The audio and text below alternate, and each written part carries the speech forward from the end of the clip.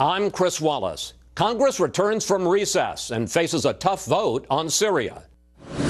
There's enough evidence now that we must act. We cannot guarantee that even a surgical strike will prevent the United States from being embroiled in war. The president and his national security team argue the U.S. must enforce the ban on using chemical weapons. I didn't set a red line. The world set a red line. If the United States of America doesn't do this, Senator, is it more or less likely that Assad does it again? You want to answer that question? I don't think it's known. We'll hear the administration's argument for action from White House Chief of Staff Dennis McDonough. And we'll talk with the leader of the opposition, Senator Rand Paul, who may filibuster a vote on military force. Then our Sunday panel looks at where we stand 1 year after the attack in Benghazi that left 4 people dead, including the U.S. ambassador. Plus, our Power Player of the Week, designing and testing the ships of the future in a scale model ocean. All right now on Fox News Sunday. And hello again from Fox News in Washington. President Obama will try to pull off the almost politically impossible this week: turn around strong opposition in Congress to the use of force in Syria. With the rest of the world now opting out of military action, the president will address the nation Tuesday night and try to accomplish what he has failed to do so far: convince lawmakers U.S. national security is at stake in the Assad regime's use of chemical weapons. We're joined now by the president's chief of staff, Dennis McDonough. Mr. McDonough, welcome. Chris, thanks for having me. It's really good to be here. You have been leading the White House effort to get Congress to support the resolution authorizing the use of military force, and the Washington Post has been doing a vote count. Let's put it up on the screen. In the House, they now have 226 members against or leaning no, 182 undecided, and only 25 in favor. Question: as we sit here today, do you have the votes in the Senate and separately in the House to pass this resolution? Look, we've been working this now for several days while members are in their states and in their districts, so I think it's too early to come to any conclusion. But let me be very clear that what is happening in my conversations with members of Congress, not a person, to a person, I've talked to dozens, not a person is rebutting or refuting the intelligence. That is to say, we know what happened on August 21st. He used chemical weapons. Assad used chemical weapons against his people.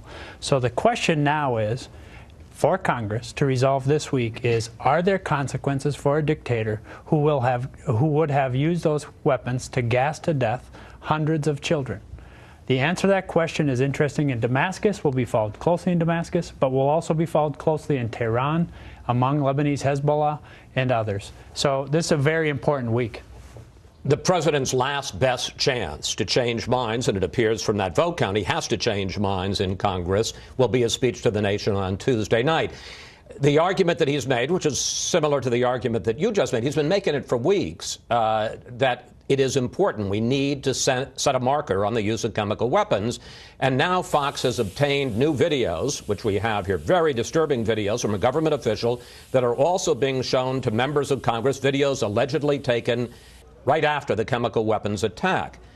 But so far, Mr. McDonough, all of this isn't working, isn't persuading people that, as you say, we have a stake in Syria. So the question is, what will the president say Tuesday night to change people's minds? Will there be anything different than what he's been saying the last couple of weeks?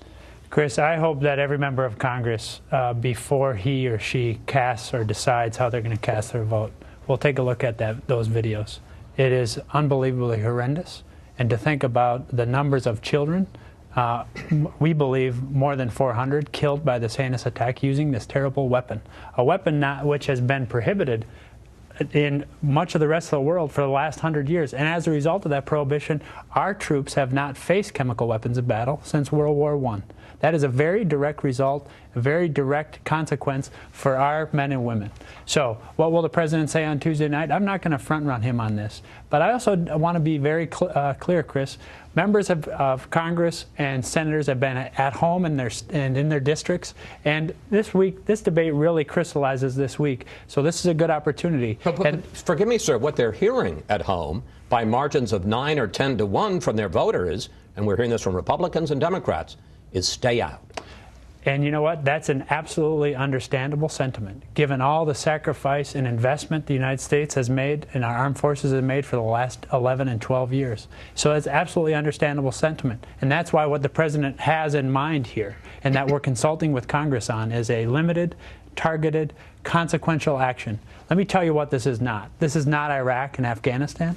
This is not Libya, a sustained military air campaign.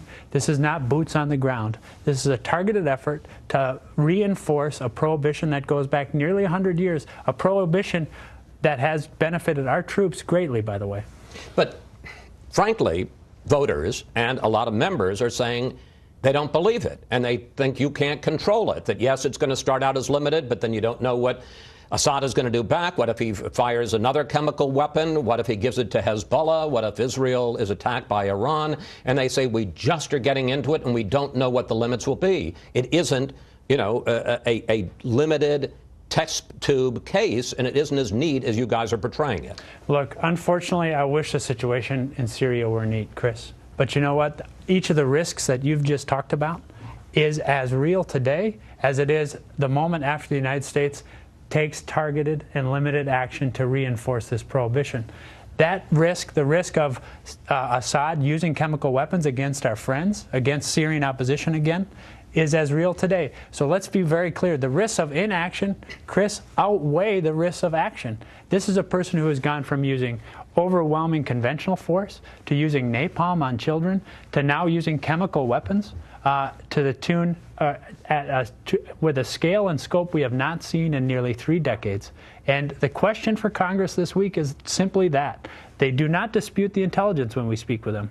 The question then becomes, should there be consequence for this? The Iranians are going to watch that answer. The Syrians are going to watch that answer. Hezbollah is going to watch that answer. Many others are going to watch that answer. One of the big questions, and it's been asked repeatedly, is whether or not the president will attack Syria even if Congress votes down the resolution authorizing the use of force. I want to play how Deputy National Security Advisor Tony Blinken answered that this week, and then what President Obama said in Russia. Take a look. The president, of course, has the authority to act, but it's neither his desire nor his intention to use that authority absent Congress backing him. I did not put this before Congress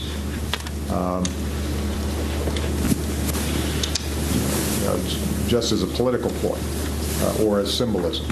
I think it is important for us to have a serious debate in the United States about these issues. It sure sounds like the president is going to abide by what Congress decides. Why not just say that and make it clear what the stakes are here? Congress, it's in your hands, whether we act or not. Why not put it on Congress? Well, as the president said, this is not an empty exercise. We are expending a great amount of energy and investment in trying to make sure that Congress understands. If you say no, I'll live with it. What the president has said throughout the course of this is that if Congress wants to make sure that there's consequence for a dictator using this dastardly weapon against his own people, including children, then they're going to have to vote yes for this resolution. The president acknowledged on Friday that the White House has done extensive polling on Syria, and you on Tuesday met, and we have it on the screen, with some of the top political advisors, David Plouffe, David Axelrod, Stephanie Cutter, Anita Dunn. And the next day, the president said he didn't set the red line, the world set the red line. My credibility is not on the line. The international community's credibility is on the line. And America and Congress's credibility is on the line because we give lip service to the notion that these international norms are important. If Congress rejects the use of force, will the president blame them for any future atrocities? Well, let's, Chris, let's not pile hypothetical on top of hypothetical. Here's what's important to consider. This isn't such a hypothetical. At this point, you're down 10-1 in the House. In as much as your question started with an if and it followed with 2 other ifs, then no, there was only one if. If they reject the use of force, will the president blame Congress? As the definition of a hypothetical. But let me just be clear about what it is that we're talking about here. Irrespective of what we and many in the international community have been clear as a red line, going back now nearly 100 years, with very real consequence for us, Chris. irrespective of what is very clear a prohibition and a red line. We would be having this debate today in the United States with as a result of what we saw happen on August 21st. As I've indicated to you, nobody is doubting the intelligence. I've consulted with dozens of members of Congress this last week. So the question before us now is, what do we do about it? Well, now, we don't intend to have a loss in this vote. So any kind of hypothetical that extends from that position is one that I'm not going to engage in. Okay, let me go at it a different way. Are you willing to acknowledge that Democrats are as opposed to this idea as Republicans are, and that this is not a partisan issue? I am willing to acknowledge, Chris, that Congress is addressing this in the same kind of serious and robust way that the American people should expect them to do so. That's what happens when we exercise what is one of the most solemn responsibilities we have. But do you agree that Democrats are opposing this as well as Republicans? I agree that the questions that we are being asked from Republicans and Democrats are absolutely legitimate and are absolutely the right ones. But the question for Congress this week is, should there be consequence for someone who uses these weapons against his people? And the answer to that question is going to be followed very closely, not only in Damascus, but also in Tehran. So I'm trying to get an answer to the question. This is not a partisan issue. I've not indicated to you that it is a partisan issue. Nobody has indicated it's a partisan issue. It is absolutely a national security issue for the United States of America to resolve, and for Congress. one that will be addressed and have ramifications for some time. I'm going to ask you another if question.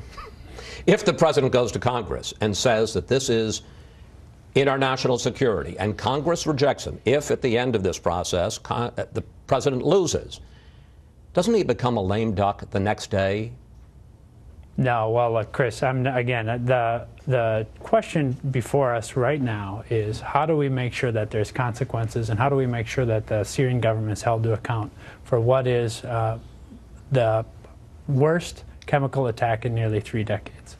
Whatever the political ramifications of this debate are something that maybe somebody else here or you guys will debate, or somebody else will resolve.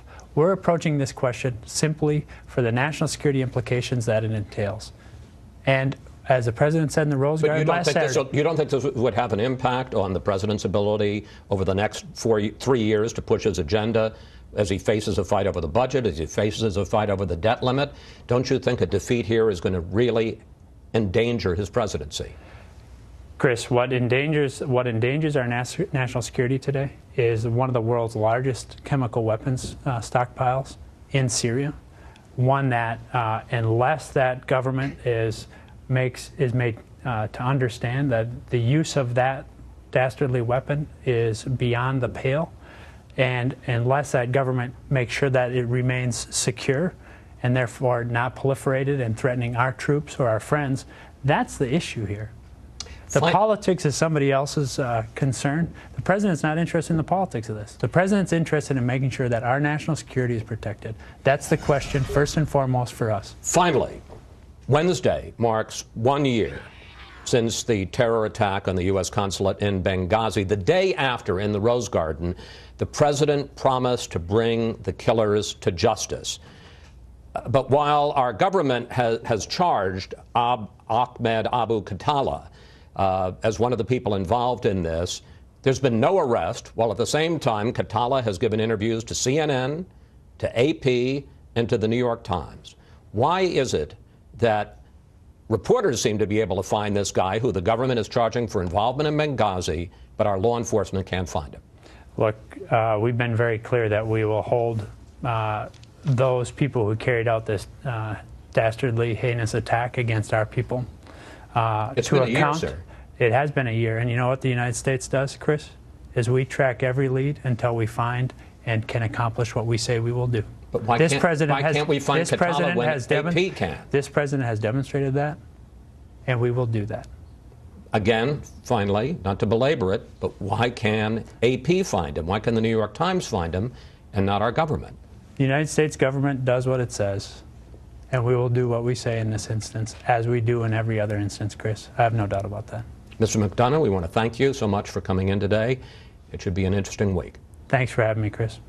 And tomorrow, we'll continue the discussion about Syria when I sit down with President Obama at the White House. You can see that interview on Special Report Monday at 6 p.m. Eastern on Fox News Channel. Up next, a very different view of what the U.S. should do when we talk with Senator Rand Paul, a leader of the opposition to the president's plan.